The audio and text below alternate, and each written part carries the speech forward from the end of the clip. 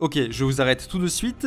Non, ce n'est pas à cause du manque de bataille. Une bonne bastonnade, ça peut être sympa à suivre, oui, surtout avec des dragons. Mais c'est pas ça qui rend une histoire captivante. D'ailleurs, la première saison n'avait quasiment pas de scène de bataille, et pourtant, je l'avais adoré. Et donc j'attendais la saison 2 avec impatience. Mais j'ai été plutôt déçu. Alors, je remets pas en question la qualité de production de la série, qui est assez exceptionnelle. Juste, je suis pas fan de certains choix d'écriture. Pour moi, il y a deux principaux problèmes dans l'écriture de cette nouvelle saison. Des problèmes qu'il n'y avait pas du tout dans la précédente. Premièrement, un manque d'enjeu et de rythme. Et deuxièmement, des arcs de personnages décevants. Et dans cette vidéo, je vous propose qu'on s'intéresse d'abord au premier des deux problèmes. Ouais, il y aura une deuxième vidéo.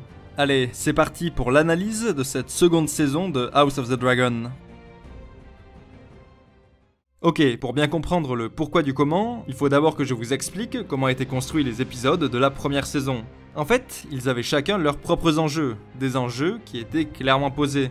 Par exemple, dans le premier, on a enjeu autour de l'accouchement de la reine, enjeu autour du retour de Daemon à King's Landing, enjeu mineur autour du tournoi, mais surtout, il y a un enjeu global qui englobe tous les autres. Qui sera l'héritier de la couronne? I will not be made to choose between my brother and my daughter.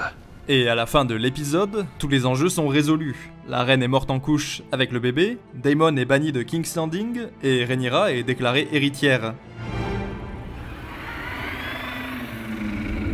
Et on peut faire la même chose pour les 9 autres épisodes de la saison. Chacun d'eux a des enjeux forts et les pose clairement. Et ça donne des épisodes hyper prenants, avec un début, un milieu, une fin, où chaque scène semble s'enchaîner logiquement avec la précédente, et où chaque dialogue nous paraît nécessaire. Et dans tout ça, il y a quasiment pas de bataille. Par contre, il y a tout le temps des conflits entre les personnages, et on en ressent toute la tension, parce que la série nous a fait comprendre clairement quels étaient ces enjeux. Let us drain our cups to these three strong boys. I dare you to say that again. Why? Maintenant, revenons-en à la saison 2. Est-ce qu'on peut clairement dégager un enjeu majeur dans chaque épisode? It's all right. There's no reason to be nervous. Ok, commençons avec le premier. Est-ce que l'enjeu de l'épisode, c'est venger la mort de Lucerys? Bah, pas vraiment. C'est seulement à la 36e minute que Rhaenyra revient à Dragonstone et nous dit I want Aemond Targaryen. Et oui, ok, à partir de ce moment, ça devient l'enjeu central des 20 minutes restantes. Mais avant d'en arriver là, bah y avait pas vraiment de fil conducteur. On voyait un peu tous les personnages, certaines scènes étaient très stylées, d'autres un peu plus quelconques, mais il y avait pas d'enjeu central. Après, on peut dire que c'était la reprise, et qu'il fallait bien réintroduire un peu tous les personnages. Et puis la séquence de fin était quand même bien prenante. Pas parfaite, mais assez intense. Mais l'épisode 2, c'était plus la reprise. Là, pour le coup, il y a un enjeu central qui se dégage de l'épisode, autour d'une riposte du camp des Verts suite à l'assassinat du Petit Prince. Et vers la moitié de l'épisode, vous avez Sir Criston qui envoie Sir Arik assassiner Rhaenyra. As you command, my lord. Jusque-là, c'est plutôt sympa à suivre. Mais tout à coup, sans trop savoir pourquoi, pendant 15 longues minutes, vous avez un enchaînement de 7 ou 8 scènes qui semblent complètement hors sujet avec l'enjeu de l'épisode. On voit certains personnages qu'on connaît à peine, et on comprend pas vraiment l'intérêt de nous les montrer à ce moment-là. En fait, on a l'impression que ces scènes sont surtout là pour repousser la mission de Sir Arik jusqu'à la fin de l'épisode, pour le terminer sur un moment impactant. Mais du coup, ça ressemble un peu à du remplissage, et ça vient casser le rythme de l'épisode. Et à ce niveau-là, bah c'est encore pire dans le 3e épisode. Surtout que lui, il a le pire enjeu possible. There may be another way. If war can be averted, it is my duty to avert it. Éviter la guerre. La guerre qu'on nous annonce inévitable depuis la première saison. And if Rhaenyra succeeds in war will follow. D'autant plus que cet enjeu d'éviter la guerre, c'était littéralement celui du dernier épisode de la première saison. Alicent et Rhaenyra cherchaient toutes les deux un moyen d'éviter une guerre sanglante. King Aegon Targaryen is offering terms. I do not wish to rule over a kingdom of ash and bone. Tout l'épisode était construit autour de cet enjeu, et donc forcément, la conclusion y répondait. C'est pour ça que vers la fin de l'épisode, il se passait quelque chose de plutôt important. Et avec la mort de Lucerys, on savait qu'on avait passé le point de non-retour. On savait que la guerre arrivait. Ce visage, qu'on voyait dans le dernier plan de la saison, c'était pas celui d'une mère triste ou abattue. Ce visage, c'était clairement un appel à la vengeance. Donc quand dans la saison 2, on retrouve Rhaenyra en train de vouloir à tout prix éviter la guerre, bah déjà ça fait redite avec la fin de la première saison, mais en plus, on a l'impression que c'est un retour en arrière pour le personnage, comme si la mort de son fils n'avait rien changé pour elle. Ouais, les scénaristes aiment bien faire des marches arrière. Trahir la conclusion de la précédente saison, pour moi, c'est le premier gros faux pas des scénaristes. Ça vient pénaliser toute la première moitié de cette seconde saison, en donnant aux spectateurs l'impression d'être devant un récit qui stagne, un récit qui refuse d'aller de l'avant. Et en plus, cet enjeu d'éviter la guerre, dans le contexte du 3e épisode, il n'a aucun sens. Je veux dire, on sait très bien que c'est mort. La guerre est inévitable. Aegon a été couronné roi, son fils a été assassiné, et des armées sont rassemblées dans tous les coins du royaume. Faut être sacrément naïf pour penser que Alicent peut y changer quelque chose. Sans déconner. Donc voir des personnages prendre des risques absurdes pour servir un faux suspense, bah c'est pas très stimulant. Et en plus, ça fait passer Rhaenyra pour une inconsciente. I needed to know that there was no other path. And now I do. C'est pas comme si on le savait tous depuis la première saison en fait. Et en plus de cet enjeu pas du tout captivant, l'épisode 3 est blindé de petites scènes qui n'ont aucun rapport avec lui. Des scènes qu'on pourrait qualifier de développement de personnages. En fait, toute la saison est blindée de ce genre de scènes. Alors, c'est quoi le problème? Développer les personnages, c'est censé être bien, oui. Sauf que, il y a le bon et le mauvais développement de personnages. En fait, tu peux très bien développer tes personnages dans des scènes qui sont utiles à l'intrigue, des scènes avec de l'enjeu et de la tension. Alors oui, c'est plus compliqué à écrire, ça force les scénaristes à se creuser la tête. Mais quand c'est bien fait, ça peut donner des scènes incroyables, des scènes puissantes. Et la première saison était incroyable pour ça. Les personnages étaient extrêmement bien développés, et pourtant on n'avait jamais l'impression d'être devant les fameuses scènes de développement de personnages. On était juste pris dans l'histoire, une histoire qui savait animer ses personnages. Ce qui me dérange dans la deuxième saison, c'est que ces scènes n'ont pas vraiment d'ambition narrative. Pas d'enjeu, pas de tension, pas d'utilité à l'intrigue. En fait, elles servent uniquement à développer les personnages, ce qui ne veut pas dire grand chose. Parce que, en soi, dès qu'on montre un personnage, on est en train de le développer. Pour autant, ça veut pas dire que c'est intéressant à suivre, ni même pertinent pour l'histoire. Après, évidemment, c'est une question de dosage. Parfois, c'est nécessaire de consacrer des scènes juste au développement de ces personnages. Mais là, dans la saison 2, ils ont abusé. Certains épisodes, comme le 5e et le 6e, n'ont même pas d'enjeu clair et sont juste constitués d'un enchaînement de petites scènes de développement de personnages. Tu finis un épisode et t'as l'impression qu'il ne s'est pas passé grand chose d'important. Juste, t'as vu des personnages, discuter ou faire des trucs. Ok.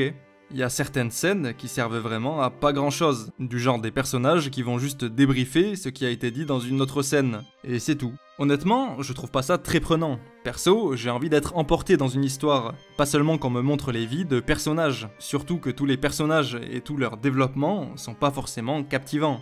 Par exemple, est-ce qu'on avait vraiment besoin de voir 5 fois Hugues le forgeron et sa famille qui souffrent de l'inflation? Ou 6 fois la même scène entre Corlys et son fils Aline? Genre, c'est vraiment la même scène, ils ont fait aucun effort. Mais le pire, c'est évidemment Daemon et ses 7 visions. 7. On souffle un peu, hein. Non seulement c'est répétitif, ça vient casser le rythme des épisodes, mais en plus, est-ce que c'est vraiment intéressant? On en reparlera. En tout cas, tout ça donne l'impression d'être devant des épisodes qui n'ont pas grand-chose à raconter. Des épisodes qui se répètent et qui font du remplissage avec leurs personnages. En bref, des épisodes où le temps paraît long. You bore me. You all bore me. Alors, je sais que la majorité des séries sont comme ça, et que plein de spectateurs s'accommodent parfaitement de ce genre de rythme, où on s'attarde bien sur les personnages, et pas trop sur l'intrigue. Mais perso, c'est pas mon délire. Je préfère de loin les séries qui limitent au maximum le remplissage et racontent efficacement leur histoire, comme par exemple la première saison de House of the Dragon, ou Arcane, ou encore Game of Thrones. Et oui, dans Game of Thrones, pratiquement toutes les scènes sont nécessaires à leurs intrigues respectives. En même temps, les scénaristes avaient pas trop le choix. Il y a juste trop de choses à raconter dans ces énormes bouquins. Donc ouais, la saison 2 de House of the Dragon a un rythme bien plus lent que les premières saisons de Game of Thrones. D'ailleurs, est-ce que vous savez pourquoi les épisodes 4 et 7 ont été les plus appréciés de la saison 2 ? Oui, parce qu'il y a des dragons et de la baston. C'est la raison principale, faut pas se leurrer. Mais je pense qu'il y a aussi autre chose. Ce sont aussi les épisodes les mieux construits de la saison, avec des enjeux clairs et des scènes liées à ces enjeux. Par exemple, dans l'épisode 7, quasiment toutes les scènes sont en lien avec l'enjeu d'avoir des nouveaux dragonniers, de la première à la dernière. Et en plus, on a un Squid Game avec des dragons. Que demander de plus? L'épisode 4, de son côté, est plutôt bien construit autour de l'enjeu de la bataille de Rookcrest. Mais il y a un truc que je ne m'explique pas. Pourquoi l'épisode s'ouvre sur une vieille vision de Daemon? C'est quoi la logique derrière ce choix? Quel rapport avec l'enjeu de l'épisode? Et puis après Daemon, on a une scène avec Rhaenys, et puis une scène avec Alicent, qui boit du polynectar. Alors qu'on aurait pu commencer l'épisode avec cette scène, ce qui aurait mis les spectateurs directement dans l'ambiance de l'épisode, et dans ses enjeux. Mais heureusement, la bataille finale fait oublier tout le reste. Elle est pas juste spectaculaire, mais elle est aussi pleine de rebondissements. C'est probablement la bataille la mieux écrite et la plus intense que j'ai pu voir dans une série télé. Là, faut avouer, c'était assez exceptionnel. This was your secret plot, Carl. For the king himself to lay ambush and mayhap die in the attempt. No! En tout cas, je suis persuadé d'une chose, c'est que la saison aurait été bien plus prenante si chaque épisode avait des enjeux forts, comme les épisodes 4 et 7. Maintenant, est-ce que le plus important, ça serait pas d'avoir un enjeu global sur la saison entière? Par exemple, dans la première saison de House of the Dragon, c'était clairement la question de la succession de Viserys. Mais dans la deuxième saison, c'est quoi l'enjeu principal? Dur à dire, hein. En fait, le seul truc qui ressemble à peu près à un fil conducteur, c'est rassembler des effectifs, que ce soit des troupes ou des dragonniers. D'ailleurs, cet enjeu est au cœur de la première et de la dernière scène de la saison.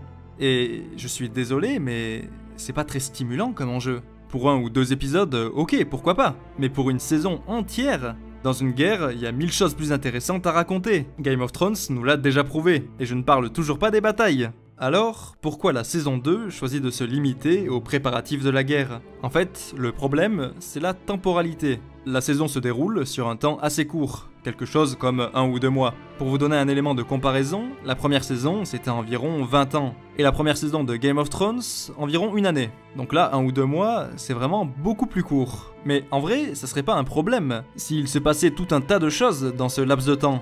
Sauf que, c'est pas vraiment le cas. Chaque élément de l'intrigue semble être étiré au maximum. On a Daemon qui met 6 épisodes pour rassembler les troupes dans le Conflant, Corlys qui met la saison entière pour réparer son vieux bateau, et l'armée des Stark qui met aussi toute la saison pour arriver jusqu'aux jumeaux. Et pendant tout ce temps, Rhaenyra reste à Dragonstone à ne rien faire, ou presque. We will secure victory with armies, not with dragons alone. Dans cette scène du 3e épisode, Rhaenyra refuse d'envoyer ses dragons à la guerre, et nous dit qu'elle préfère envoyer des armées qui ne seront pas disponibles avant la saison 3. Donc pendant toute la saison, la situation militaire est bloquée. Et ça, c'est un choix des scénaristes. Toute cette phase de préparation aurait très bien pu se jouer en 3-4 épisodes, voire moins. Par exemple, dans Game of Thrones, saison 1, épisode 8, Robb apprend que son père a été arrêté, et il convoque son armée. Call the banners. Et l'épisode suivant, il arrive déjà dans le sud, et il fume l'armée de Jaime Lannister. Ça, c'est une saison bien rythmée. Et même si on ne voit pas la bataille à l'écran pour des raisons budgétaires évidentes, au moins on sent qu'il se passe quelque chose d'important pour l'univers et pour les personnages, et c'est bien suffisant. One victory does not make us conquerors. Là, on a une saison 2 qui, à mon avis, prend beaucoup trop son temps. Et en plus, en faisant ça, elle porte préjudice au reste de la série. Parce que apparemment, il y a encore beaucoup de choses à raconter dans cette guerre, qui est censée durer 2 ans. Du coup, pour rattraper le retard pris par cette saison 2, les saisons restantes vont forcément devoir rusher les événements. Et en général, rusher les événements, ça donne pas grand chose de positif. Mais tranquille, on aura pu se délecter devant les 7 visions de Daemon. Trop cool. 7. Alors oui, si la saison 2 avait fait 10 épisodes, comme c'était initialement prévu, le final aurait sûrement été plus satisfaisant, et bien moins frustrant. Mais pour autant, ça n'aurait pas sauvé le rythme de la saison, ni rattrapé son manque d'enjeu global. Pour moi, la principale erreur des scénaristes de cette saison 2, c'est qu'ils ont confondu raconter une histoire captivante avec raconter des arcs de personnages. Et vous savez quoi? En vrai, ça aurait pu être ok, si les arcs en question étaient passionnants. Mais ça, on en parlera dans la prochaine vidéo. Allez, à plus! You bore me. You all bore me.